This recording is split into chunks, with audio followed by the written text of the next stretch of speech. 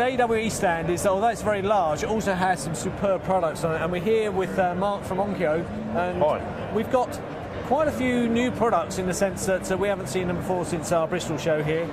Quite a different design style, quite a different kind of set of features, and quite a few of them. Perhaps you can give us an overview. Yeah, of I mean, the whole new 2011 range, we've changed the whole facial look. We've gone for flat-fronted, very, very clean lines. This is the 509. It was launched about 2.5 months ago, and it's a network receiver. So from the 509 and up, they're all network capable. Yeah. So they've got a built-in V-tuner. As you go up through the range, we've got extra features, which I'll cover. You've got 5.1 at the 509. You also have got a USB port on the front, which will take an iPod directly with white lead, or alternatively, you can plug in our wireless dongle. Yeah. And that will go through the whole range as well. Yeah, the wireless dongle will plug into any of them. You set them up, you can stream music wirelessly. Yeah. They're all DLNA certified for playback of audio. Yeah. So on the actual network page, you've got DLNA, V-tuner, Napster, Last.fm, and then when we go from the 509 up to the 609, we actually have Spotify. Right. And we're the first people to introduce Spotify to a network AVR. Yeah. So at the 609, you've got THX certification. It's Select 2, but most European homes aren't big enough to warrant Ultra 2. Yeah.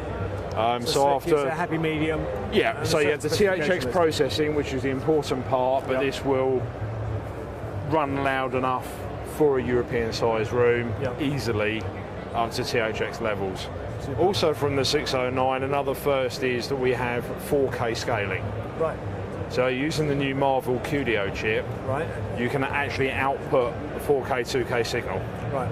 And it will upscale any signal up to that level if required. Direct through. So we've future-proofed it as far as video goes. This is 7.2, so you can have front highs or front wides, depending on the configuration and the setup. And you've got dual subwoofer outputs. So you've got a few features, a few functions, and there's a lot of speakers you can kind of... Yeah, you've got a zone 2, on this, so you can play a different source at a different volume at a different time. Yeah. You can turn the main zone off and have zone 2 on. You can have them both on at the same source, so you've got a lot of variation in what you can do from actually one box. Yeah. Again, clean styling. We've got an iPhone app that we've introduced. It's online at the App Store, it's free. Which will control all of the network receivers. So anything of the IP control, you can use your iPad or your iTouch. Yeah, you can. Any programmers out there can actually get hold of our code. I can supply that to them, and you can actually use a Crestron or an AMX or whatever controller that you use, and actually distribute the IP commands. Yeah. So from the 509, if you're doing all the way up, all the way up, you've got IP control, RS-232 control, and IR control. Okay. So from the 609, there is the 709, which is a bigger unit. It's more outputs, and we've got 2 HDMI outputs on the 709, so you can link screen, plasma, LCD. And the different resolutions to each, I assume. Yes, as you switch them, you can actually set different resolutions. Or just leave it on auto mode, it will query. So you can have the plasma and projector set up in the same room, no problem at all. It's the same source, but it allows you to do multiple. So if you've got a projector and you've got a HDMI panel, then of course you can split between the two without separate wires. I take it with all these, of course, they're obviously the amount that tends to get put in now, the worry for some people is, of course, they're complicated. But you've got quite an easy setup function, I believe, in terms of just auto calibration, which makes it easy, and the GUI interface in terms of the control and adjustment is also easy. From the 609, we use the Odyssey microphone calibration, which we believe to be the best out there. It works pretty much every time. So it's pretty bomb-proof. And that's a one-button push from the... you plug the microphone in, and off you go. And on the display, on the screen, or actually on the physical display, it talks you through the whole process. Perfect. And that runs all the way through the whole range. As you go up the range, the mic setup becomes more accurate. There's more measurement points. Yeah, a lot more flexible. More points, yeah. So you end up getting a better quality end result the further up the range you go.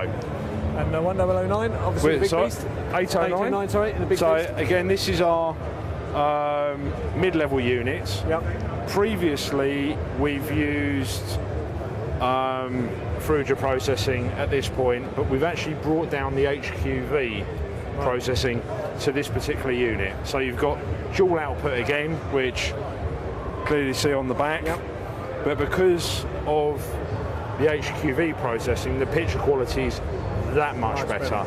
But one thing that we do, we actually have the HQV and the CEDIA chip on the board at the same time. So if you use 4K, the CEDIA chip will activates and it works. For anything other than SD and HD, the HQV chipset works. Of course, HQV is quite a well-regarded brand as one of the best scalers on the market. Yeah, so that's the VIDA chipset. And then from the 809 going up to the 1009, you've got the proper HQV chip, which is the one that we've used on our upper models since we started. Pure high quality, and certainly in this all-signal dancing, this is a big output, a lot of current draw. So I mean, to be perfectly honest, the 809 I've used in some very, very big rooms. So power output is not a problem in any way, shape or form. Just the neighbours banging on the wall. Yeah. Also with the 809, we've included Osf Certification from this model up. And we're still the only AVR manufacturer to have the Osf CCC certification, so you can get a professional along to properly calibrate the whole video chain for you. Perfect. So then that will enable you to ring out and get the absolute best possible video quality. As to in industry standards. So unfortunately the 3009 and 5009 aren't out yet. They will follow, and expecting good things. All of the units have our U-port on them, so you can add the iPod dock or the DAB Plus module. No problem at all, just plug it straight in. And it also gives us the opportunity to be able to add other devices later date. Excellent. Mark, that's superb. Thank you very much. Nice to see you again. Cheers. Take care.